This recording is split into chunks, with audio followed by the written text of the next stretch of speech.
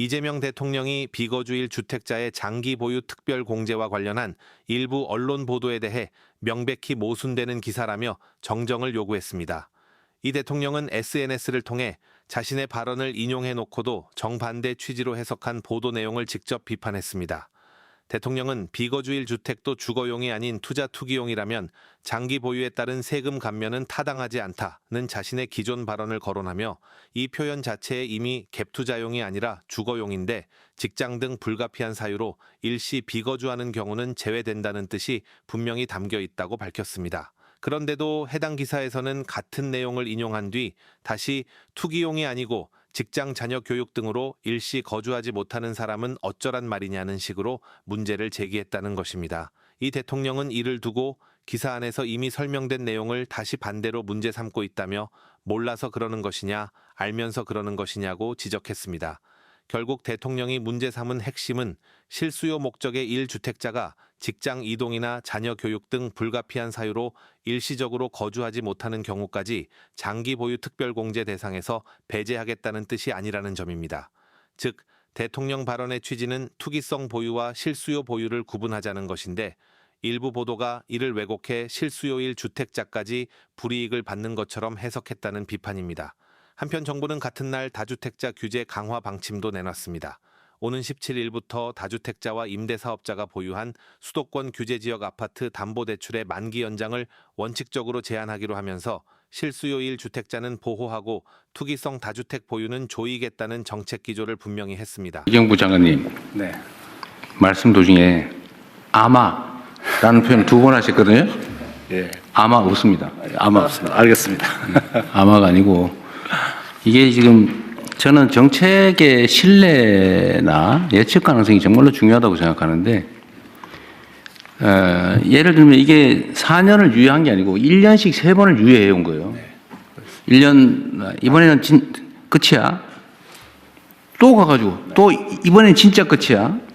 또 가가지고 진짜 끝이야. 그 다음에 진짜 이번에는 진짜 정말 끝이야. 이러면 이게 누가 믿겠냐고요. 그래서 아마 타성이 붙은 것 같습니다. 아마 하지 말라니까. 어쨌든 정책은 네. 약간의 부당함이 있더라도 네. 한번 정하면 그대로 해야 돼요. 보완은 그 후에 다른 방식으로 해야지. 그 자체를 밀어버리거나 변형을 해버리면 정책을 안 믿게 되죠. 네, 그렇게 하도록 하겠습니다. 그리고 믿은 사람만 손해보잖아요. 안 믿은 사람은 득보고 믿은 사람은 손해보고 정부 정책을 잘 따른 사람은 상대적으로는 손해봤다는 느낌 들고 안 따르고 버티고 힘써가지고 바꾸는데 영향을 줘서 바꾼 사람만 득보고 이러면 이게 공정한 사회가 되겠습니까? 비정상적인 사회로 자꾸 하잖아요. 그래서 앞으로는 그런 거 절대 없게 하도록 해야 됩니다. 네, 원칙대로. 원칙적으로 하고 이게 이제 이 문제뿐만이 아니라 다른 문제도 비슷해요. 정책을 준비하고 발표할 때 정말로 치밀하게 시뮬레이션하고 그래서 언제나 레드팀이 꼭 있어야 됩니다. 반박해보고 그리고 가능하면은 이해관계자들 의견도 다 듣고 또 소위 많은 사람들이 지켜보는 가운데 브레인스토밍을 해가지고 모든 가능성을 다 점검을 해야죠. 그리고 우리 사회는 부동산 투자, 부동산 거래와 관련해서는 정말 수십 년간 만들어진 신화가 있어요. 신화. 불패 신화.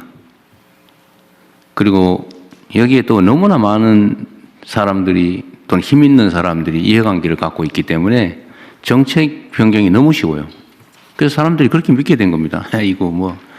이거 끝나면은 결국은 매물이 잠길 거고 매물이 잠기면은 매물을 팔게 하기 위해서 또 연장할 거고 뭐 이렇게 생각하잖아요. 지금도 사실 그 생각을 하고 있어요. 그리고 5월 9일 지나서 안 하면 어떡할 건데.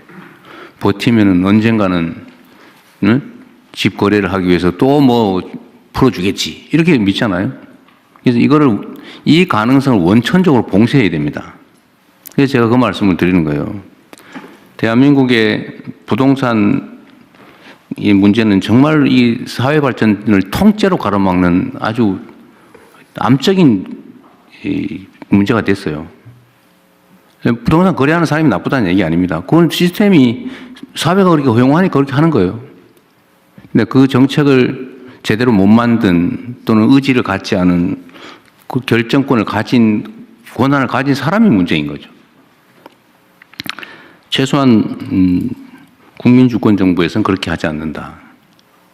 그리고 정책을 만들 때는 이 부동산에 대한 욕구는 워낙 강렬해서 구멍이 정말 바늘 구멍만한 틈새만 생겨도 그게 확 커져가지고 댐이 무너지듯이 무너진단 말이에요. 그래서 정책 입안 과정에서도 정말로 치밀해야 돼요. 알겠습니다.